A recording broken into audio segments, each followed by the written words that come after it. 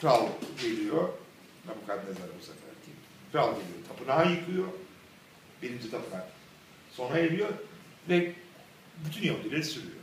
Bir kısmı Mısır'a kaçıyor, tabii bu Mısır'a kaçış korkunç bir şey tabii. Yani bunlar Mısır'dan kurtulmuşlardı. Şimdi kurtulmak için Mısır'a kaçıyorlar. Bir kısmı Mezopotamya'ya gidiyor.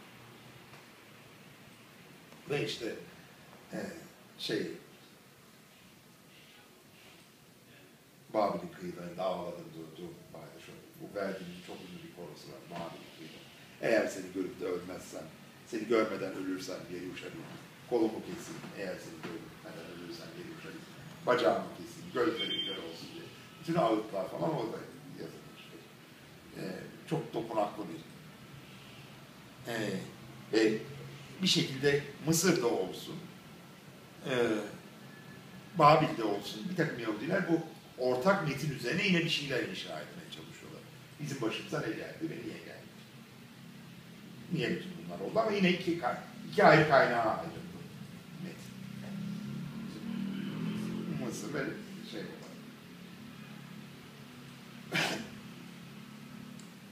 Ondan sonra bir Hüsrev geliyor. Kuros diye.